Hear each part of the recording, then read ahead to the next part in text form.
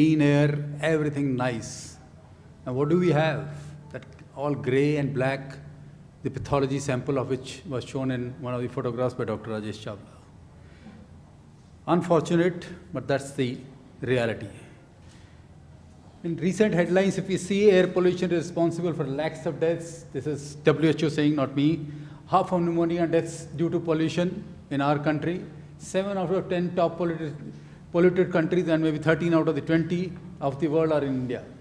And every year, November headlines look something like that. Odd even policy comes in Delhi, all construction activity is stopped, schools are closed due to pollution. And shame was when one of the cricket matches which was being watched world over, we had to stop it in the middle because the pollution was so bad. That's where we stand. But I'll focus on this school closed because of pollution. Particle sizes were mentioned in the previous talk. My focus would be on fine and ultra-fine particles. Dr. Wali also mentioned about the small particles of 1 micron and less. These are the particles which will go into the lungs and not just the airways. The larger particles, as you can see in the diagrams, stay in the airway. The smallest ones would go into the alveoli, the lung proper. And from there, the smallest of them would go into the blood, which means they can go even into the brain. And that's where child suffers the most. So when we say children, we are worried about lungs, yes, a lot, but also the brain. It is a proven fact that cognitive functions of children are diminished if they are exposed to pollution in their early life and probably prenatal life before birth. Their behaviors are different. They are coping with mental stress. They are the angry kind. They are the unhappy kind. That kind of children we are giving birth to or we are raising these days in northern India, especially Delhi. We've got to be really, really careful about this.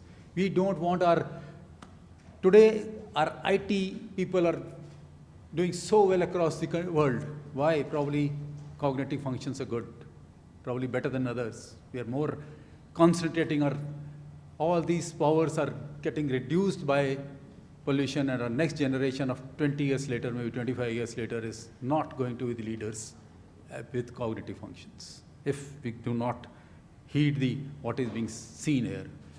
Death rates per 100,000 population from acute lower respiratory tract infections with ambient air pollution. That would be outdoor pollution. That's called ambient air pollution in children less than 5.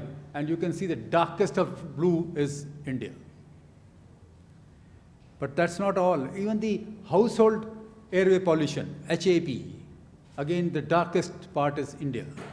That's where we are.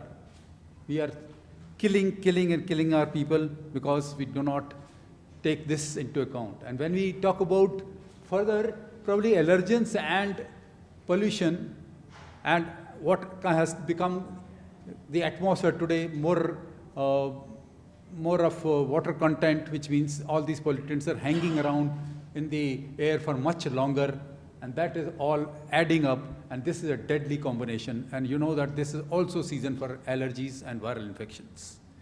All of them affect. And when the CO2 is high, which is what is happening these days when the pollution is high, all these bad contents of air hang around, stay in the air for much longer and in much more density. And that's what harms our lungs further.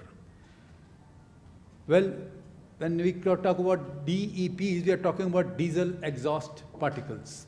They aggravate various allergic asthmatic conditions in the presence of allergens such as eosinophilic airways, and these are, of course, very medical terms, but this is what they do inside and make our airways so very sensitive to the smallest insult that may come from the atmosphere that our children, especially those who are having asthma kind of conditions, they suffer to that limit that every single moment they're coughing, having some difficulty in breathing, they're unable to play well, and they have to miss schools even when they're open, and that's what ultimately brings them down in all their performances.